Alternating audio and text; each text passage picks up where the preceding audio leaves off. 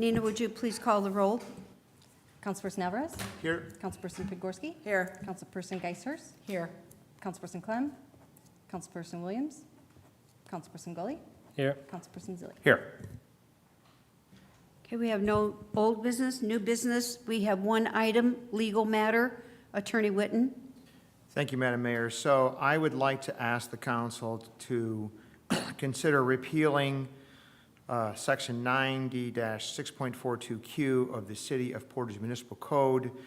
As I've reviewed that, I don't believe it is enforceable in its current format. It doesn't pass constitutional muster, and so I would ask that it be repealed.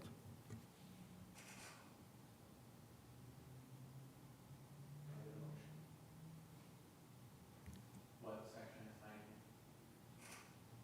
90-6.4, I'm sorry, 90-6.42Q.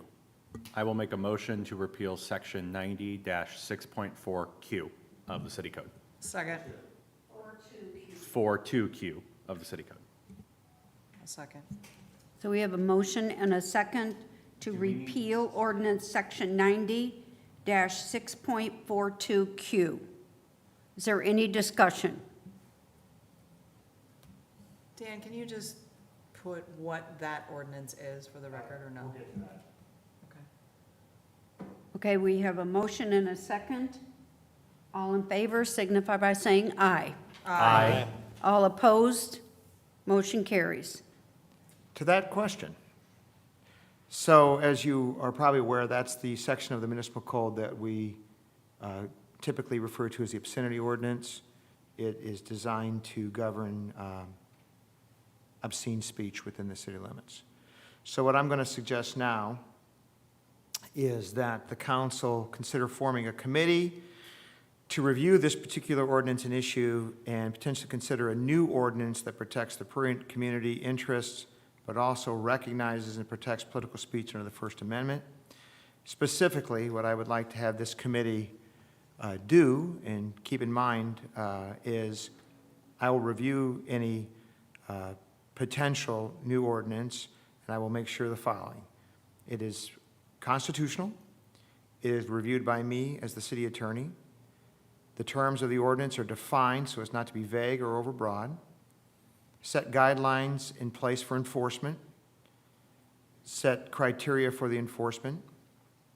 That I will be consulted, or the city attorney will be consulted prior to any enforcement of the ordinance. That the explicit standards to provide fair warning of what is prohibited will be provided, and political speech is specifically addressed and protected. So those are the criteria under the case law that we're going to have to consider in the adoption of a new ordinance. You might want to consider even a potential committee that involves community members, because it's a community issue. But that's my suggestion.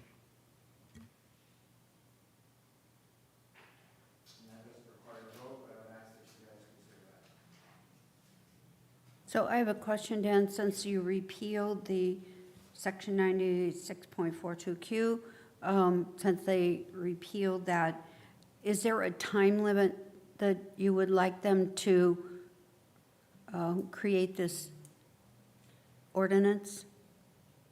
I don't think so, Mayor. The ordinance hasn't really been used in the past very much at all, actually, but I really think we ought to take a deep dive here, and, we have the morality of the community to keep in mind, so it would be nice if we could get something together that would address those kinds of issues, but also be mindful of the other things that I listed out.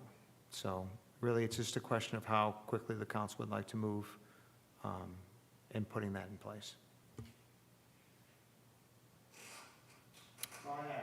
Is this something that the ordinance committee could review, or do we want to form a separate committee?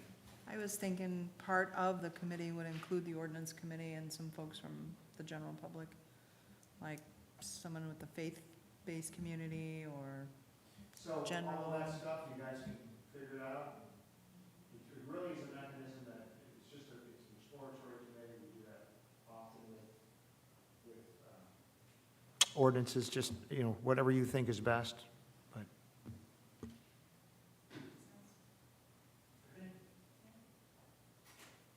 Is there any other business to come before this council? If not, I will entertain a motion to adjourn. Motion to adjourn. Second. We have a motion and a second. All in favor signify by saying aye. Aye. All opposed? Motion carries. Thank you, everyone.